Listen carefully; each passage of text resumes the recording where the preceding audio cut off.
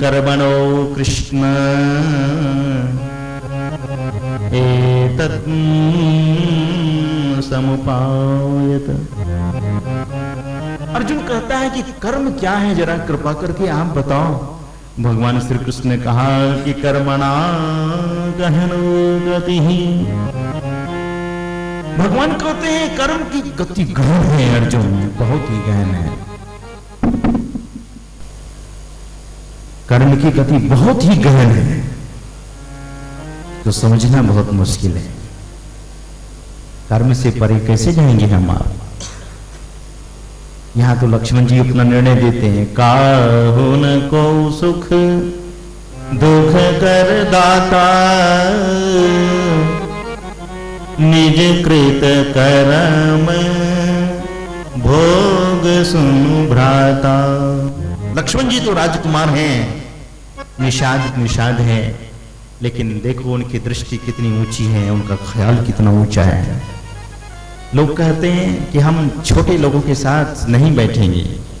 सज्जनों, छोटा हुआ है जो ईश्वर की भक्ति नहीं करता, छोटा वे हैं जो सत्संग नहीं करते। आप सत्संग करने के लिए भी ऐसी बात मन में आपको आता हो कि क्या बैठेंगे, क्या सत्संग करेंगे। सब ईश्वर के संतान हैं, यह भाव किसी के मन में ना आवे।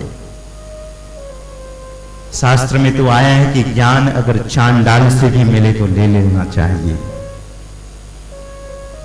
लक्ष्मण जी की दृष्टि कितनी ऊंची है, वे नहीं दे कहते, वे कह रहे हैं निज कर्म निज कृत कर्म भोग सुनु भ्राता। ए भाई, भ्राता मतलब बड़े को कहा जाता है, भ्राता संस्कृत शब्द है, यानी निषाद को लक्ष्मण जी भ्राता कह रहे हैं।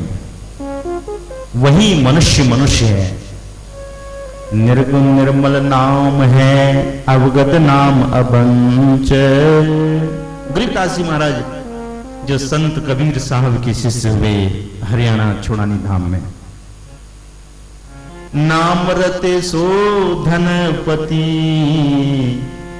और सकल प्रपंच। वे महापुरुष कहते हैं कि जो नाम में रते हुए पुरुष हैं, जो सत्संग करते हैं, जो ध्यान करते हैं, वे धनी हैं। और जो खाए खुराका, पहने पुशाका, जम का बकरा पलता है, जमराज का बकरा है वो, जम बर जाती तोड़े छाती, उससे क्यों नहीं डरता है। संत कबीर साहब कहते हैं जमराज को बरजाती है, बड़ा जबरदस्त है वो छाती तोड़ देंगे। देखो गरीबदास जी महाराज कहते हैं मर्द गर्द में मिल गए रावण से रणधीर, कंस केस चाणूर से हिरणाकुश बलबीर। रावण रणधीर, लेकिन आचरण अच्छा नहीं था, कर्म उनके अच्छे नहीं थे। मर्द गर्द में मिल गया। और बोले कंस को बड़ा अभिमान था, केस यानी केसी नाम का राक्षस बड़ा बलवान था, चाणूर बहुत बड़ा मजबूत पहलवान था। कंस केस चाणूर से हिरणाकुश बलबीर। बोले हिरण्यकश्यपु इतना बलवान, इतनी शक्ति। ब्रह्मा जी की आराधना किया, बोले मुझे न मरने का वरदान दो। बोले नहीं, यह वरदान नहीं दूंगा। बोले तब मैं दूसरी तरफ से मांगता हूं, आप दोगे? बोले हाँ, दूसरी तरफ से मांगो। बोले मैं रात में भी ना मरूं, दिन में भी ना मरूं, अस्त्र से भी ना मरूं, शस्त्र से भी ना मरूं, मनुष्य भी नहीं मरूं, पशु से भी नहीं मरूं। बड़ी विचित्र बात, ना आकाश में मरूं, न धरती पर मरूं, न घर में मरूं, न बाहर में मरूं। लेकिन नरसिंह भगवान जब आए, हिरण्यकश्यप को उठाकर गोद में लिया। नरसिंह भगवान पंजाब में ही उनका अवतार भूमि है। कहते हैं, हम डोंगरे जी महाराज के मुख से सुन रहे थे, उनके वचन में हमने सुना है, वे कहा करते थे पंजाब नरसिंह भगवान, इसीलिए वहां सिंह, जो सरदार लोग सिंह लिखाते हैं ना, भगवान के ही वंश के हैं ये लोग, सिंह लिखाते हैं। जो भी हो, मतलब नरसिंह भगवान जब आए, हिरण्यकश्यप को पकड़ा, उठा लिया गोद में, धरती पर भी नहीं, आकाश में भी नहीं, अस्त्र शस्त्र से नहीं, नाखून से, सिर सिंह का था, शरीर मनुष्य का था,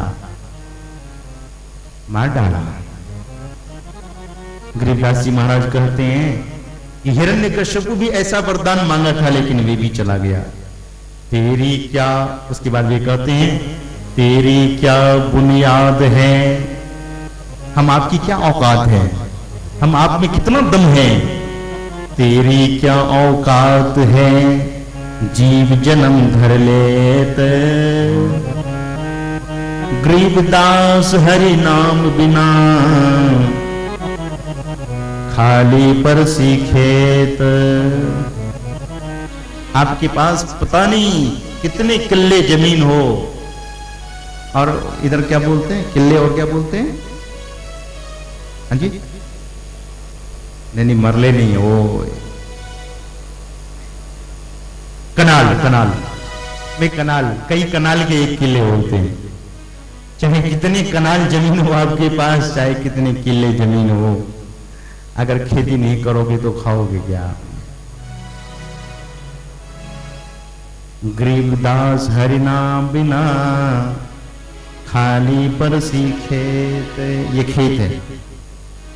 अगर ऐसा सुकर्म किया तो निज कृत कर्म भोग सुन भ्राता, अपने किए हुए शुभ कर्मों का फल हम आपको मिलेगा। अगर इसमें बिल्कुल खाली छोड़ दोगे और कुकर्म करोगे, तो गरीबदास जी महाराज कहते हैं, जीव जन्म धर लेत, जमराज पकड़ लेंगे। इसीलिए महापुरुष सावधान करते हैं। तो कर्म गति तारे नाही टरी, कर्म की गति तो बहुत गहन है, कर्म की गति बड़ी जबरदस्त, इससे हम परे कैसे होंगे। और ऐसे महापुरुष की वाणी को हम आप बोलते हैं।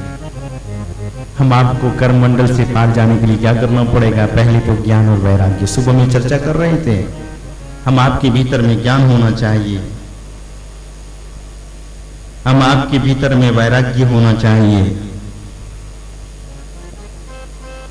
इसीलिए बोले लखन मधुर मृदुबानी,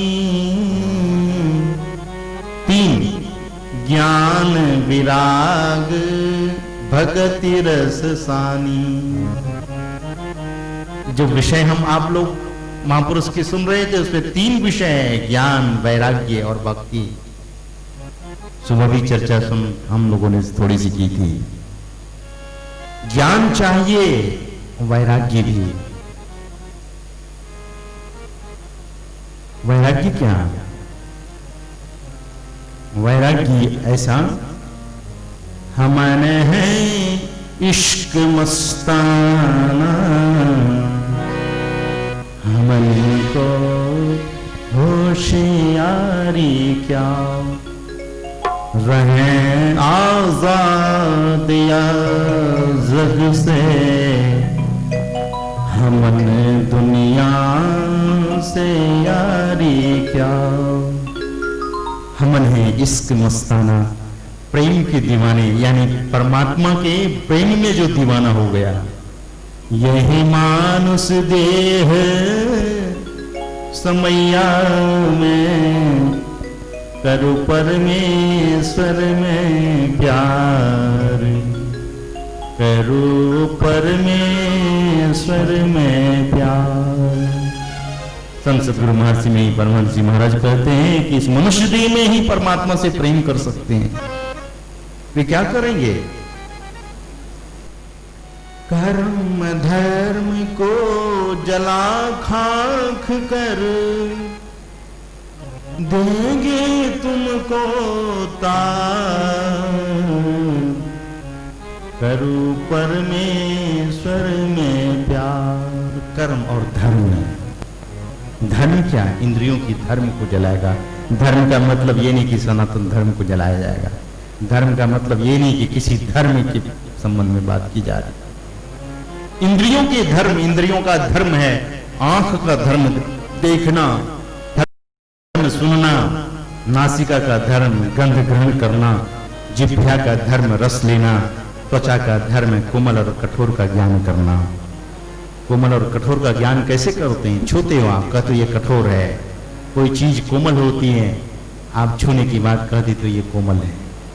कोई चीज खट्टी मीठी है, जीभ पर लेने के बाद पता लग जाता है, यानी रस का ज्ञान। कहीं गंध है, दुर्गंध है, सुगंध है, इसका ज्ञान नासिका से कर लेते हैं हम आप।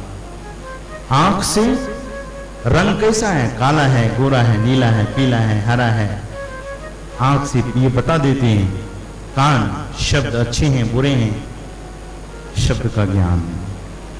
इन्हीं धर्मों से ऊपर उठेंगे, क्योंकि पांच परस रस, रस समझब भरपूर, इनकर कहान कीजिए, बहुरी परोग बहुरी परब भरकूप। अगर हम आप अपने इंद्रियों के धर्मों में बरतते रहेंगे तो पुनः पुनः संसार में चले जाएंगे, आवागमन के चक्र में। फिर परमात्मा के धाम में हम आप नहीं जा सकेंगे। इसलिए बड़े बड़े महापुरुष, दुर्योधन का अन्न खाया भीष्म पितामह। एक तरफ भगवान श्री कृष्ण खड़े हैं और दूसरी तरफ भीष्म पितामह खड़े हैं। जब लोगों ने देखा, लोगों को बड़ा आश्चर्य हुआ कि इतने बड़े भारी धर्मात्मा पुरुष भी दुर्योधन के साथ, दुर्योधन को साथ दे रहा है। सत्पक्ष, सत्पक्ष में नहीं है, असत पक्ष में। आपको एक बात मैं बताऊं, भागवत एक धर्म ग्रंथ है, उसमें शुक जी कथा करते हैं, लेकिन पक्षी का रूप नहीं माना गया है। रामायण भी कथा हुई है, उसमें भी पक्षी, काक भुसुंडी और गरुड़ जी, ये पक्षी क्या, यानी जो जिस पक्ष के हैं उसे पक्षी कहा गया है। हम आप किस पक्ष के हैं? आप लोगों से मैं पूछता हूं, संसार पक्ष के हैं कि भगवान के पक्ष के हैं? हाथ उठाइए। संसार के पक्ष में होगी, भगवान के पक्ष में लोगों को संशय है, कोई हाथ नहीं उठाएंगे, कहेंगे कि बड़ा मुश्किल हो जाएगा। लेकिन हिम्मत करो कि भगवान के पक्ष में, परमात्मा के पक्ष में, परमात्मा के पक्ष में ऐसे पक्षी हम आप बने, ऐसे पक्ष में हम आप रहें, तो हम आप यह सुन रहे थे कि भीष्म पितामह दुर्योधन के पक्ष में। यद्यपि साक्षात भगवान श्री कृष्ण खड़े हैं, लेकिन भगवान श्री कृष्ण को देखने के बाद दुर्योधन की बुद्धि कभी बदली नहीं। जब मेल करने के लिए, मिलाने के लिए भगवान श्री कृष्ण गए, दुर्योधन से कहा गया 5 ही गौ दे दो, तुम छोड़ो, सब राज तुम रखो। बोले 5 गौ की बात करते हो कृष्ण? सुई के नोक से जितनी जमीन छिदेगी उतनी भी जमीन में नहीं दूंगा। महाभारत युद्ध शुरू हो गया, भगवान श्री कृष्ण लौट कर आए, लेकिन दुर्योधन 56 प्रकार के मेवे बनाकर रखा था, मेवे मिष्ठान व्यंजन। कृष्ण को कहा कि मैं राजा हूं, राजकुमार हूं, मेरे यहां भोजन कर लो। 56 प्रकार का भोजन बनवाया हूं। बोले मुझे भूख नहीं लगी है। भगवान श्री कृष्ण ने कहा, उन्हें भूख नहीं लगी? दुर्योधन ने कहा कि देखो ये ढोंग करता है, भोजन के समय में ये कहता है भूख नहीं लगी है। भगवान कृष्ण जब इस बात को सुनते हैं तो रथ पर जाकर बैठ जाते हैं अपने रथ पर। दुर्योधन ने कहा कि अरे इनके लिए मैं भोजन बनवाया और ये भोजन नहीं कर रहा है। अपने सेनाओं से कहता है इसे बंदी बना लो, देखो कृष्ण को कह रहा है बंदी बना लो, अपने सेनाओं से कह रहा है दुर्योधन की कृष्ण को बंदी बना लो। भगवान श्री कृष्ण अपना विराट रूप दिखाते हैं तो दुर्योधन कांपने लगा, थोड़ा कांपा, उसके बाद बोले जाने दो ये जादूगर है, इसे जाने दो। देखो भगवान को कहता है जादूगर है, क्यों नहीं बुद्धि बदली?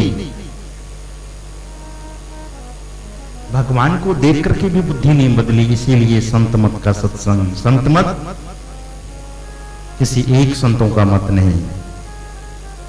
जे पहुंचे ते कहीं गए, सब की एक बात, सब है सयाने एक मत, सबकी एक जात।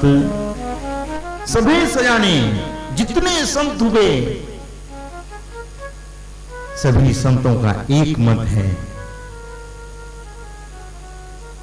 दुर्योधन ने कहा कि 5 गांव नहीं, सुई के नोक से जितनी जमीन छिदेगी। महाभारत युद्ध हुआ, आप जानते हैं, बहुत बार सुने होंगे, महाभारत सीरियल चल रहा था, सब लोग जानते हैं लगभग। महाभारत युद्ध में दुर्योधन हार गया, 99 भाई उनके मारे गए। ध्यान देना, 100 भाई थे, 99 भाई की मौत हो गई, अकेला दुर्योधन बचा। सभी सेना, जितनी सेनाएं थी, जो भी उसके पक्ष से लड़ रहे थे, सब के सब मृत्यु के ग्रास बन गए। अंत में दुर्योधन है, दुर्योधन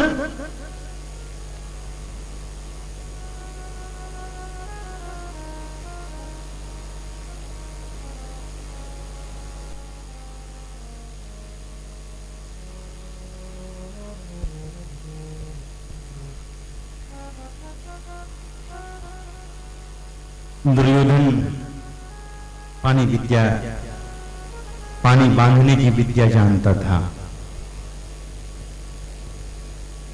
आप लोग कृपा करके बैठ जाओ।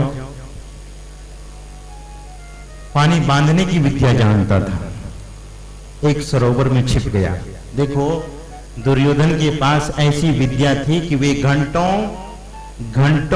घंटे वे पानी के अंदर छिपकर बैठ सकता था, लेकिन अपने मन को बांधने की विद्या नहीं जानता था।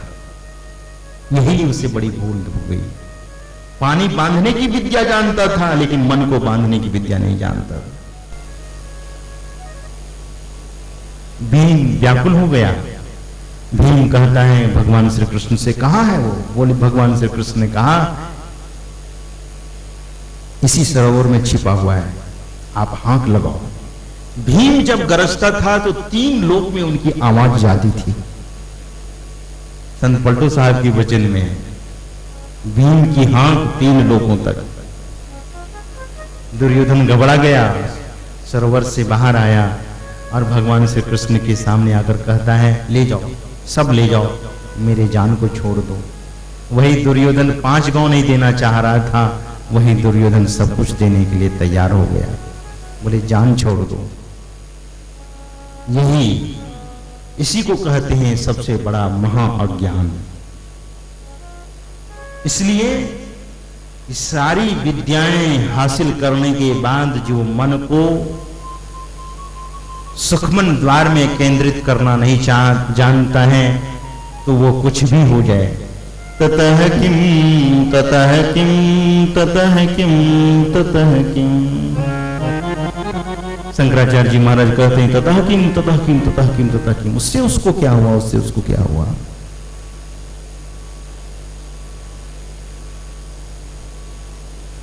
भीष्म पितामह भी महाभारत के मैदान में मारे गए। सरों की सैया पर, यानी बाणों की सैया पर लेटे हुए भगवान श्री कृष्ण गए। उनके आंखों में आंसू आ गए। भीष्म पितामह भगवान श्री कृष्ण से हाथ जोड़कर निवेदन करते हैं, महाराज मेरे जन्म में 100 जन्मों तक ऐसा कोई कर्म नहीं हुआ जिससे मुझे ऐसा कष्ट हो। भगवान श्री कृष्ण ने कहा कि आप 100 जन्म के परे और देखो, भीष्म पितामह ने कहा कि मेरी दृष्टि वहां तक नहीं जा सकती है। भगवान श्री कृष्ण अपनी दिव्य दृष्टि देते हैं। भीष्म पितामह देखते हैं क्या कि 101वां जन्म में भी मैं राजकुमार था। किसी तंग गली से निकल रहा था, घोड़े पर सवार होकर, एक नाग फन फैलाया हुआ मेरे घोड़े को डसना चाह रहा था। मैं बर्छी से उस सांप के शरीर को बिध डाला, छेद कर दिया, उठा लिया उसे और उठाकर कटीले झाड़ी पर फेंका हूं। सांप की मृत्यु 6 दिनों में हुई है और कटीले झाड़ी पर वही 6 दिन 6 महीने में बदल गए, वही कांटे बाणों में बदल गए। ये कर्म से हम आप कैसे ऊपर उठ सकते? संत सद्गुरु महाराज कहते हैं, कर्म धर्म को जला खाक कर देंगे तुमको तार। हम आपको तार देंगे वे परमात्मा, लेकिन हम आपको ऐसी युक्ति सीखनी पड़ेगी। यानी इंद्रियों के कर्म और धर्म से हम आप बच जाएंगे, नहीं तो विविध भांति के कर्म जगत में जीवन घेरी फंसाता है। इसलिए खोज करो अंतर उजियारी, दृष्टिवान कोई देखा है। जब दोनों दृष्टि के धारों को गुरु के युक्ति के अनुसार हम आप करेंगे और पिंड को छोड़कर ब्रह्मांड में चले जाएंगे, तब यानी जो कर्म दंड देते हैं उससे तो परे हम आप हो जाएंगे। इसके ऊपर 7 लोक है, 7 नीचे हैं, 14 तबक का हाल आया हो तुझे जरूर, गाफिल न हो होशियार देखना। गाफिल होकर यह साधना नहीं होगी, यह ध्यान नहीं होगा। संत तुलसी साहब कहते हैं कि 14 तबक का हाल आया हो जरूर, 14 लोगों की बात हम आप जानने लगेंगे। इसी को मानस में गोस्वामी तुलसीदास जी ने कहा,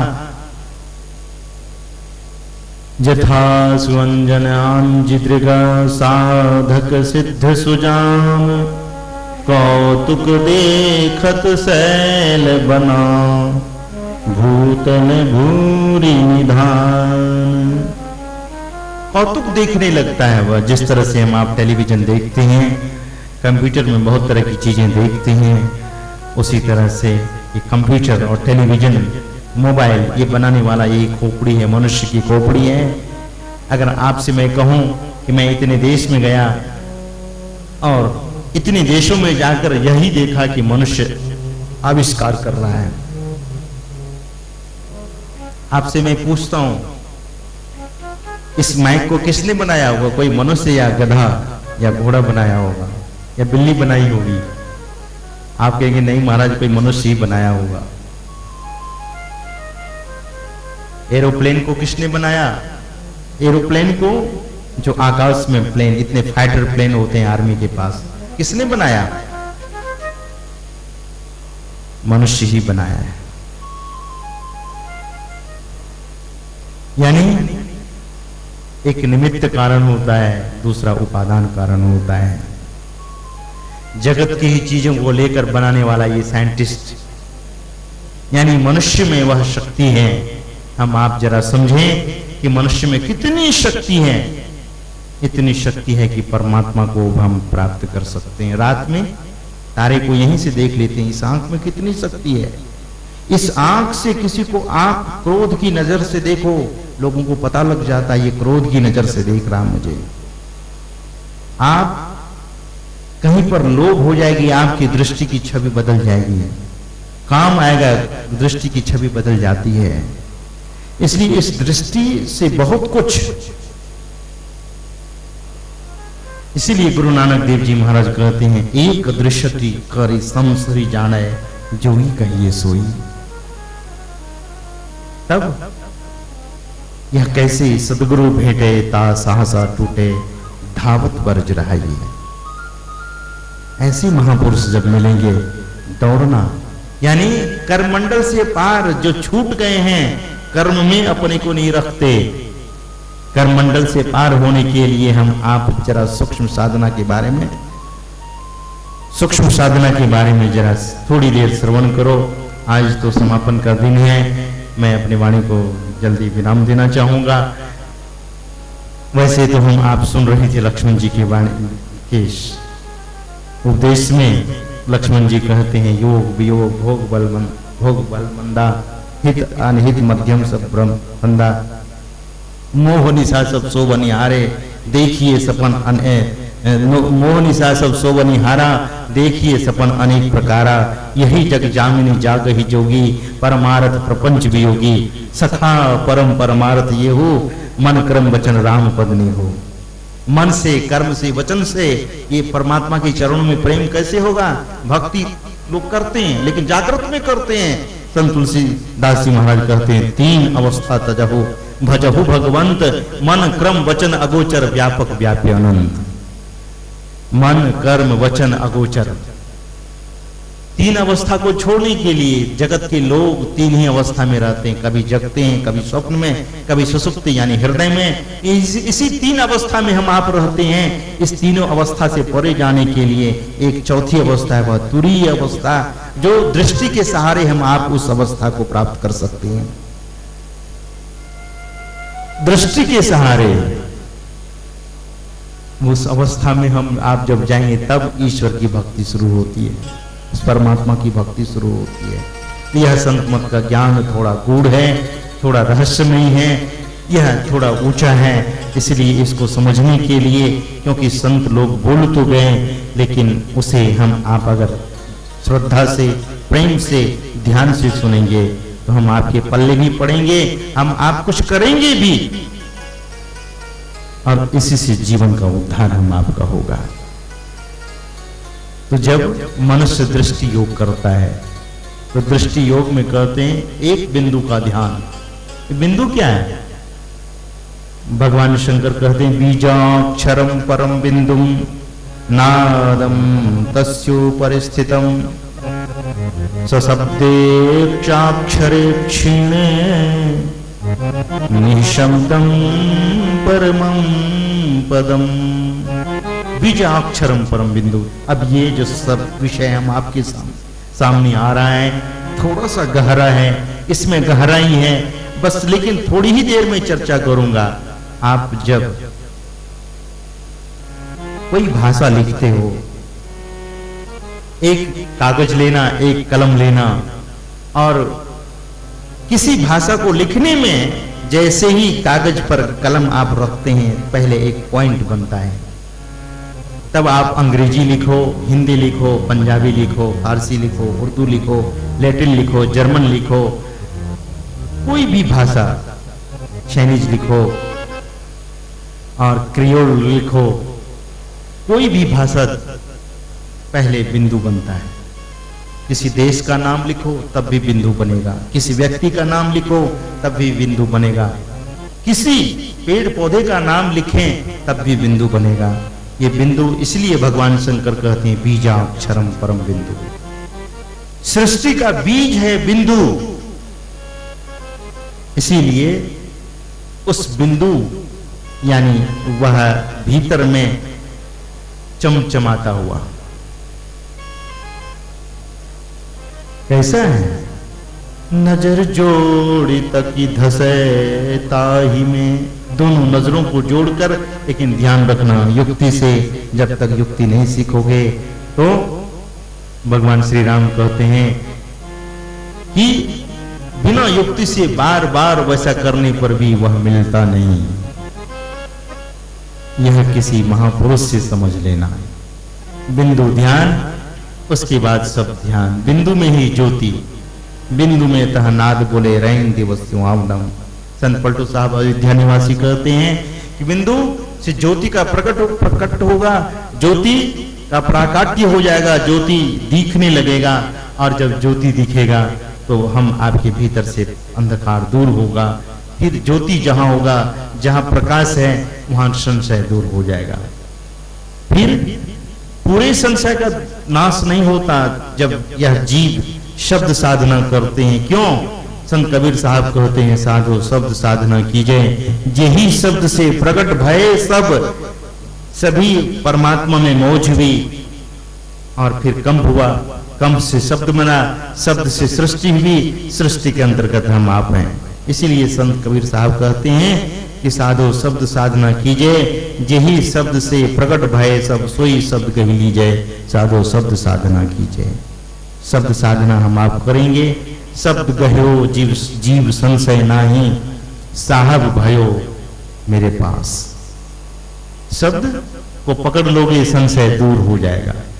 ये संत मत की साधना ऐसी है कि दृष्टि योग और नादानुसंधान यानी ज्योतिर्ध्यान और नाद ध्यान।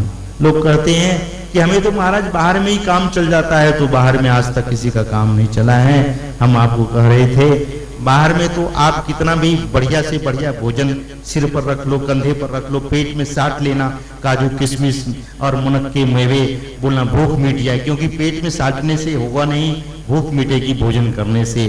उसी तरह से दुख का अंत होगा जब तक हम ज्योतिर और नाद का ध्यान नहीं करेंगे।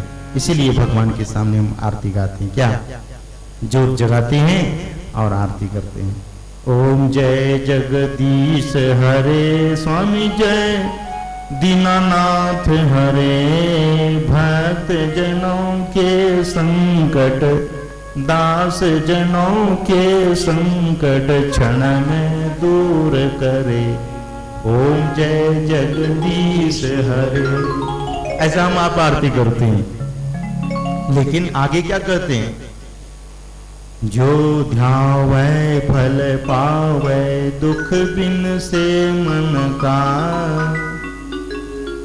और इस आरती में था सुख सम्मति घर आवे, तो सम्मति को लोग हटा दिया, लिख दिया संपत्ति। सुख संपत्ति घर आवे, लोगों को संपत्ति का बड़ा ये है, ये सम्मति अगर बिगड़ जाएगी तो संपत्ति क्या हो, संपत्ति का क्या करोगे। सम्मति, ये शिवानंद स्वामी जी महाराज लिखा था वहां सम्मति, तो लोगों ने कर दिया संपत्ति। बड़ी विचित्र बात है। सुख सम्मति घर आवे कष्ट मिटे तन का। सम्मति इसलिए जहां सुमति तहां संपत्ति नाना, जहां कुमति तहां विपदि निदाना। जहां सम्मति है वहां नाना प्रकार की संपत्ति आएगी, जहां सम्मति नहीं है, जहां सुमति नहीं है, जहां कुमति है, वहां अनेक प्रकार की विपत्ति आएगी। लेकिन यह कैसे होगा, तो महापुरुष कहते हैं जो ध्यावे फल पावे, जो ध्यान करेगा। हम आप गाते तो हैं, यह भी गाते हैं, विषय विकार मिटाओ पाप हरो देवा, स्वामी कष्ट हरो देवा। विषय विकार गाते रह गए जीवन भर, लेकिन न काम से छूट पाए, न क्रोध से, न लोभ से, न मोह से। बूढ़े होने पर भी वही काम, वही क्रोध, वही लोभ और मोह। फिर गाने से क्या लाभ हुआ, ये तो उसी तोता की भांति हो गया। क्या तोता को सिखा दिया गया, देखो शिकारी आएगा, जाल बिछाएगा, उसमें दाना डालेगा, लेकिन उसमें फंसना नहीं। ऐसा सिखा तो दिया सभी तोता को, लेकिन तोता लोग बोलते गया, उसमें फंसते गया। हम आप भी विषय विकार मिटाओ खूब गाते हैं और उसी में फंसते चले जाते हैं। उसी सिखाए हुए तोते की भांति रट्टू मल, केवल रट लिया है, प्रेम नहीं, श्रद्धा नहीं, युक्ति नहीं, भक्ति नहीं।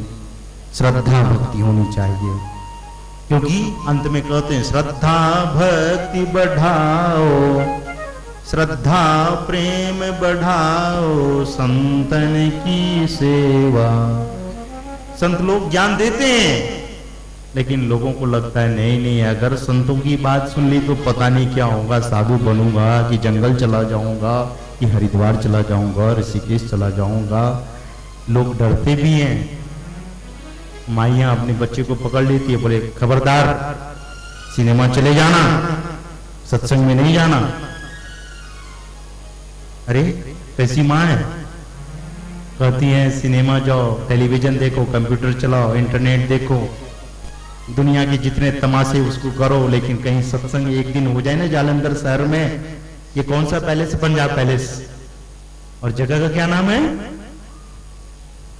यहां बहुत सारे लोग होंगे, लेकिन लोगों को फुर्सत नहीं है। बोले क्या करेंगे सत्संग में? बाबा जी लोग तो ऐसे बोलते रहते हैं, मेरी मत मानो जमराज मनाएंगे। वे तो मना लेंगे, संतों की बात जो नहीं माने तो उसे और कोई मनाएंगे। कौन? बोले जमराज उसे मना लेते हैं। इसीलिए संत महापुरुष तो आते हैं।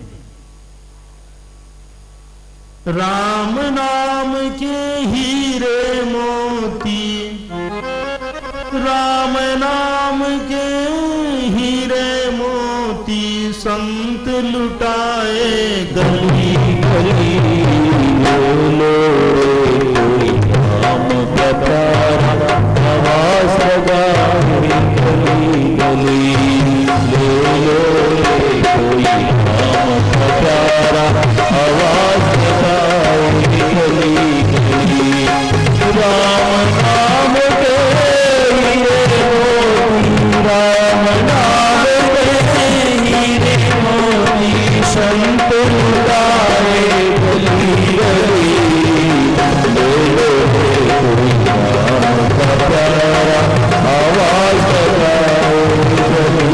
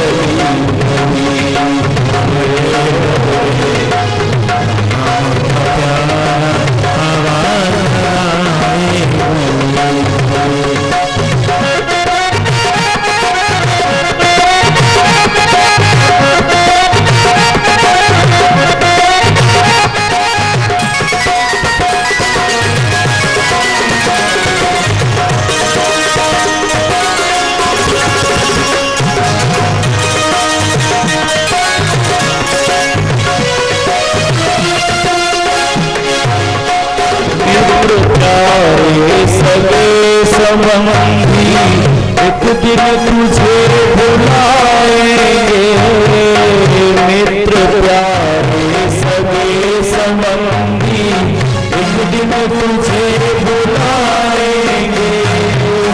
कल तक जो कहते थे अपने,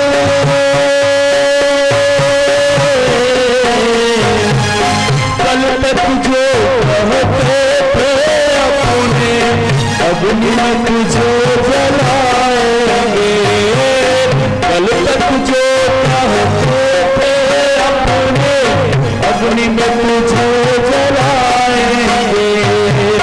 दिन का चमन खिला है, दिन का चमन खिला है, फिर मुरझाए कली कली।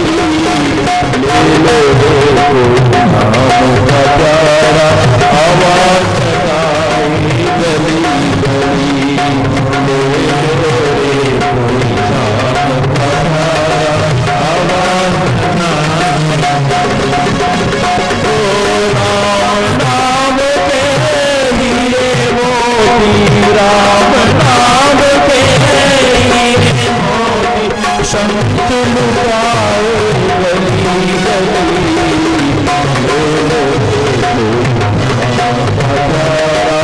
आवाज लगाए गली गली। ले लो रे कोई नाम का प्यारा आवाज लगाए गली गली।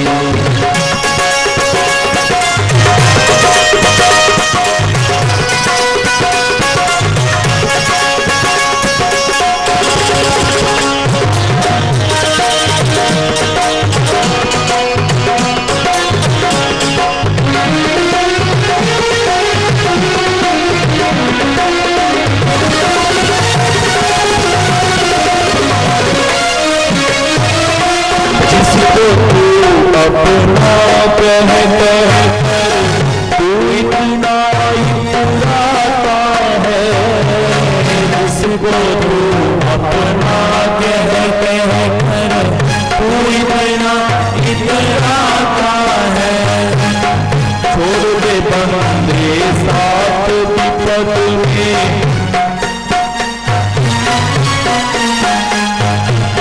छोड़ दे बंदे साथ विपद में, साथ नहीं कोई जाता है। छोड़ दे बंदे साथ विपद में, साथ नहीं कोई जाता है। गोविंद का रैन बसेरा, गोविंद का रैन बसेरा, आखिर होगी चला चली।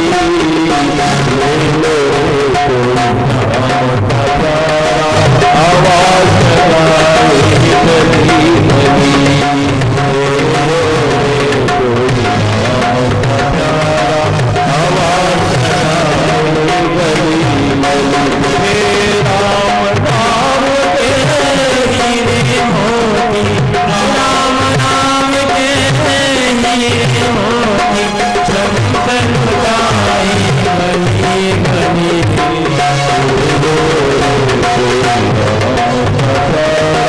आवाज लगाए गली गली। आवाज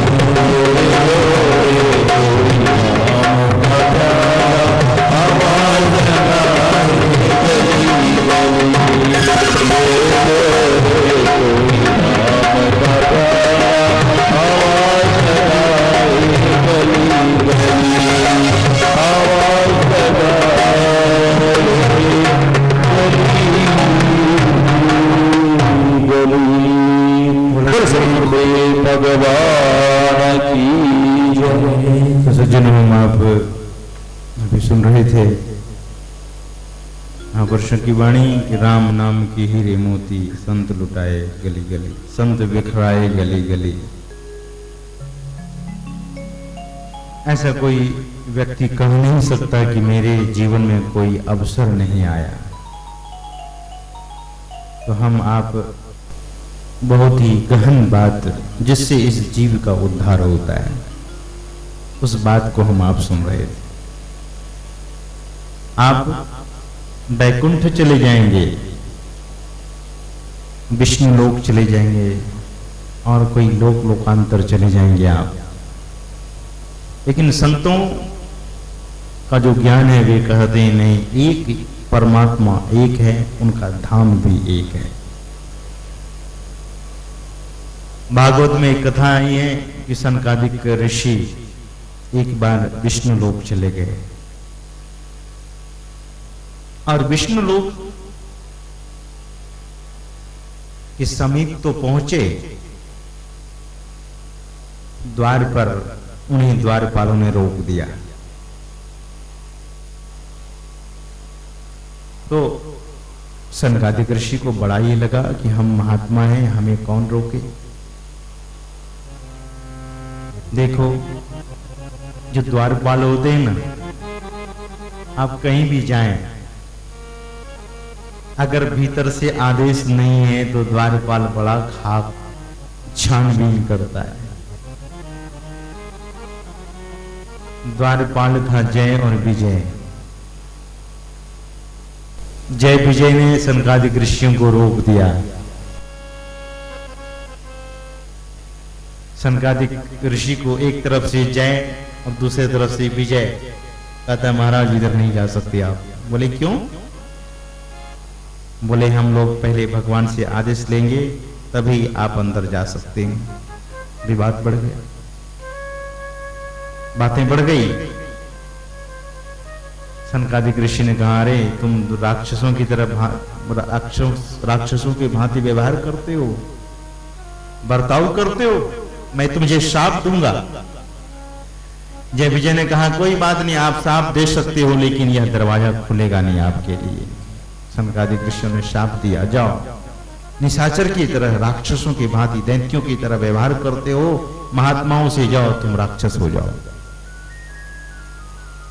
ये जो हल्ला गुल्ला हुआ, दौड़कर लक्ष्मी जी अंदर से आई और लक्ष्मी जी जब सुनी कि इनको साथ मिला तो लक्ष्मी जी कहने लगी बढ़िया हुआ, बढ़िया हुआ, बढ़िया हुआ।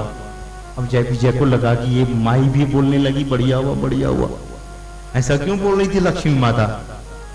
इसलिए बोल रही थी, एक बार लक्ष्मी जी भी जा रही थी मिलने के लिए, तो लक्ष्मी जी को भी जय विजय ने रोक दिया था। तो भगवान विष्णु विवाद को मिटाया था। लक्ष्मी जी इस ताक में थी कि कभी किसी महात्मा से जब इसे पल्ला पड़ेगा तब इसे पता लगेगा। ऐसा हुआ कि वह दिन भी आ गया, सनकादिक ऋषि पहुंचे, शाप मिल गया। लक्ष्मी जी आज बहुत प्रसन्न है, बोले इनको तो देना चाहिए था शाप, महाराज और एक दो शाप दे दो। मतलब हमारे गुरुदेव कहा करते थे, डोंगरे जी महाराज कहा करते थे, अखंडानंद जी महाराज कहा करते थे कि देखो उस लोक में भी क्रोध हो गया, क्रोध पर विजय नहीं प्राप्त कर सके। ये तो कथा हम आप सुनते हैं, लेकिन आध्यात्मिक अर्थ देखेंगे तो हम आपको क्रोध पर जय विजय प्राप्त करना चाहिए। बोले कोई भी लोक ऐसा नहीं है जहां कोई न कोई बातें हो, एक ही लोक है। वह कौन लोक? संत कबीर साहब कहते हैं, कहां उस देश की बतियां जहां नहीं होत दिन रतियां। उस देश की बात मैं कहता हूं जहां दिन और रात नहीं होते। बड़ी विचित्र बात है। न जोगी जोग से ध्यावे, न तपसी देह जरवावे, सहज में ध्यान से पावे, सुरत का खेल यही आवे। जिसको सुरत का खेल खेलना आता है।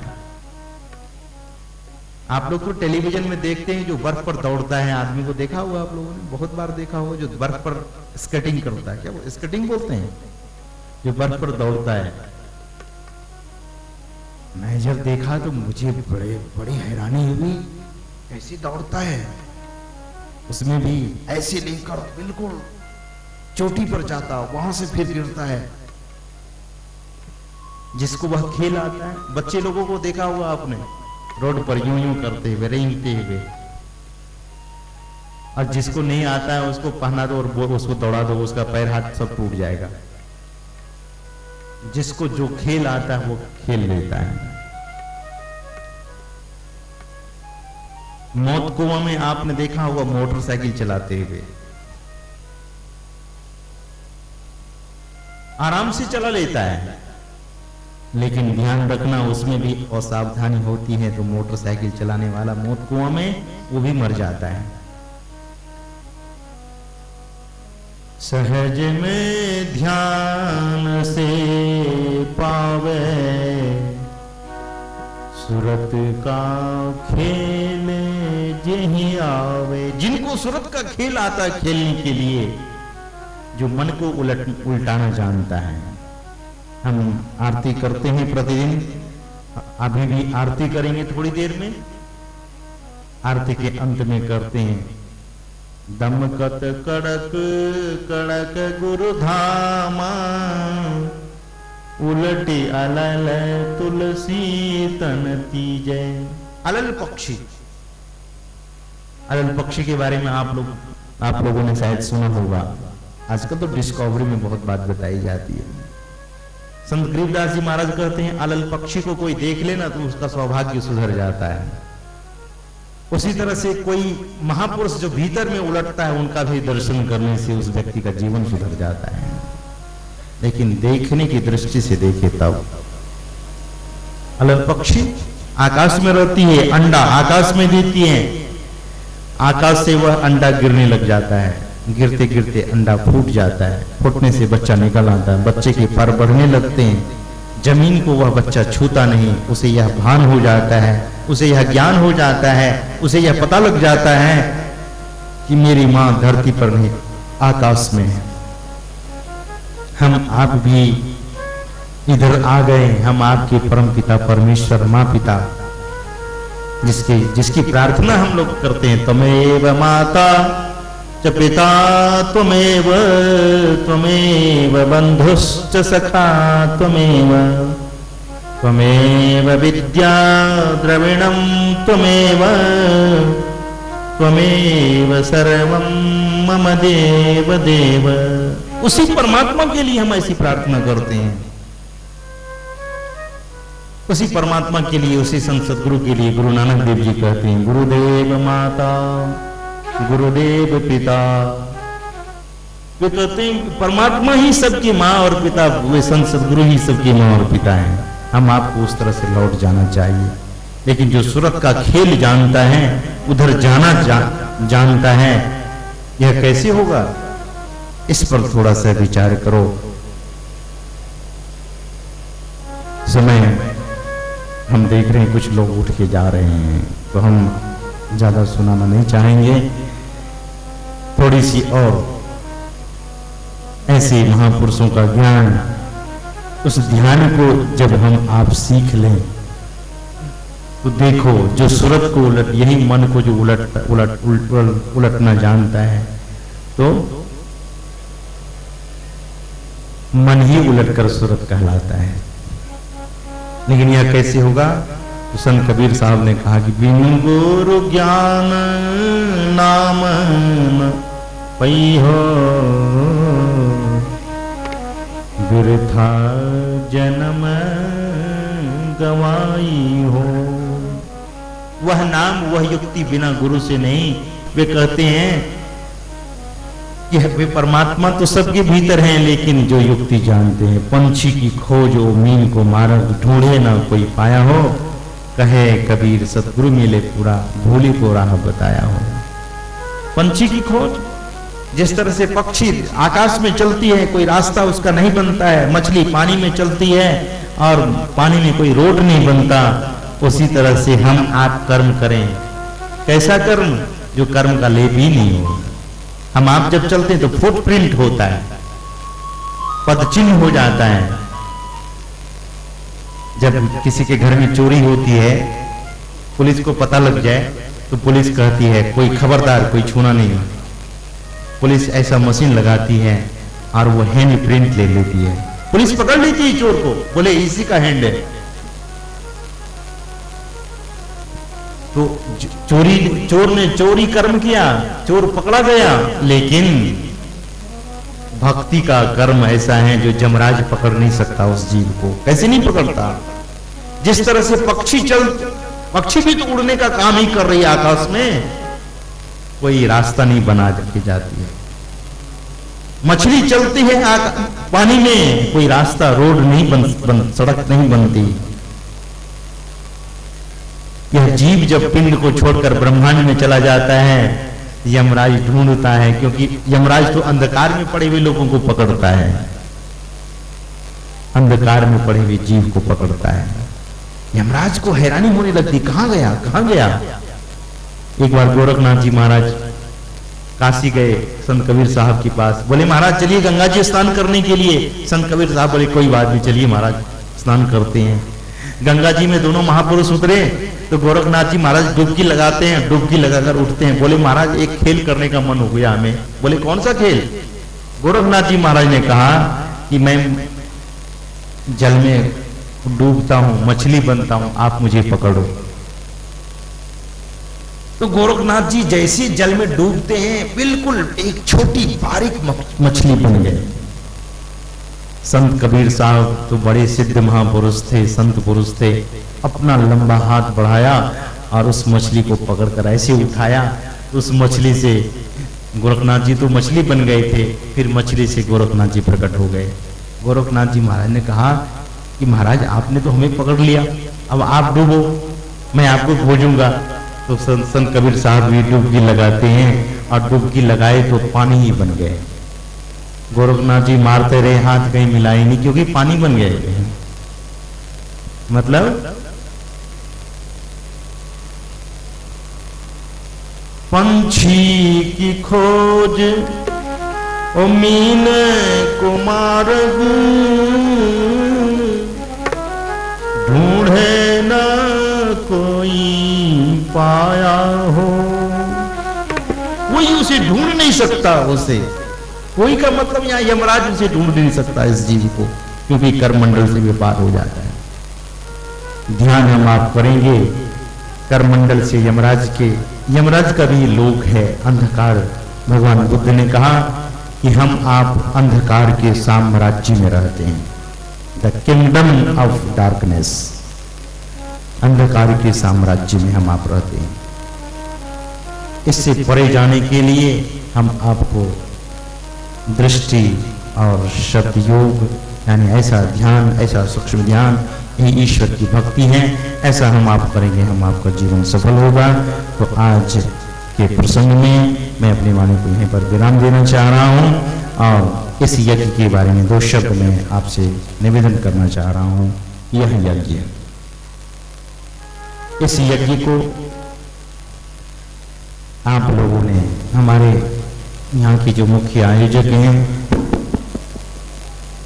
गुरु महाराज के प्रिय भक्त श्री प्रमोद कुमार जी, प्रमोद बाबू और संजीव कुमार जी, अशोक बाबू, सुरेश बाबू, और इसमें कई लोग हैं जिनका नाम मैं नहीं ले रहा हूं, लेकिन सबों के लिए उतनी ही हार्दिक शुभकामना मैं कर रहा हूं। और आप तमाम जितने भक्त लोग इस सत्संग में आकर भाग लेकर इस यज्ञ को सफल किया है,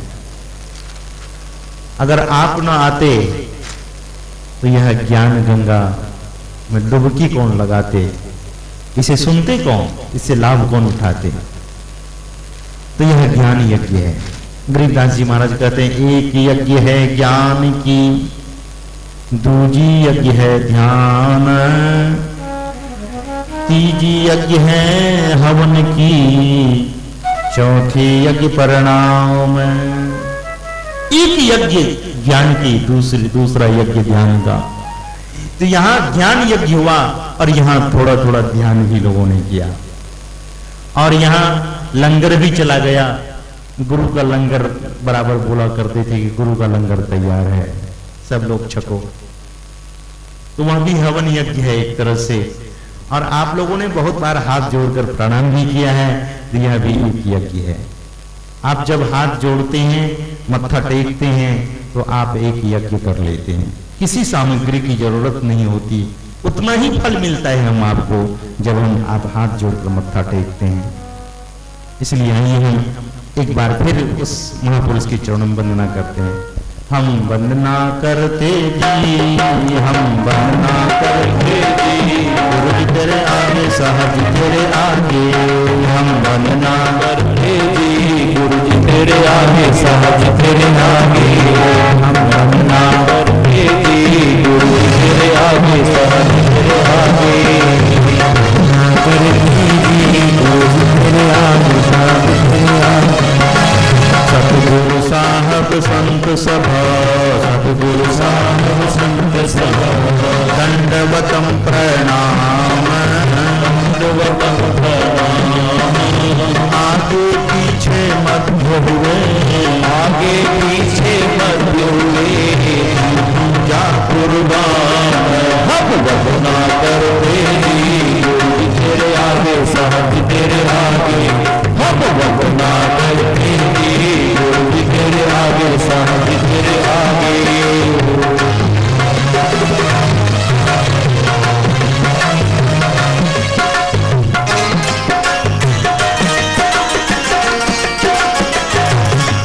उस यज्ञ में कोई भी त्रुटि भी होगी किसी से किसी भी प्रकार, उसके लिए हम आप क्षमा मांगे। सब लोग गाएं, पीछे पीछे हम गाते हैं। अवगुण मेरे बाप जी, अवगुण मेरे बाप जी, बकस गरीब निवाज, बकस गरीब निवाज।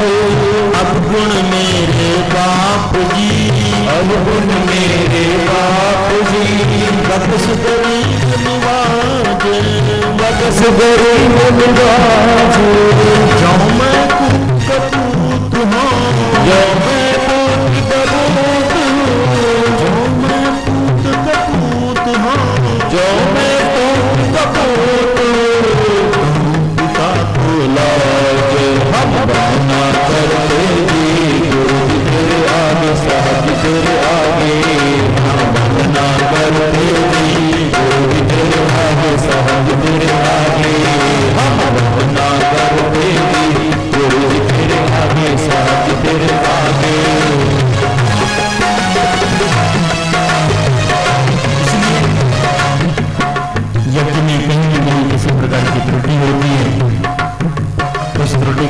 महापुरुष माफ करें। और ऐसी सेवा हम आपको पुनः फिर से यही यज्ञ और सत्संग हम आप करते रहें, हम आपका जीवन सफल होगा। उनसे हम आप पुनः एक प्रार्थना और करें। वे कहते हैं, अवगुण किया तो बहुत किया, अवगुण किया तो बहुत किया, करत न मानी हार, करत न मानी हार। अवगुण किया तो बहुत किया, अवगुण किया तो बहुत किया, करत न मानी हार, करत न मानी हार। आवे बंदा बकसिए, आवे बंदा बकसिए, आवे गर्दन मार। वंदना करते जी, गुरु जी तेरे आगे, साहब जी तेरे आगे।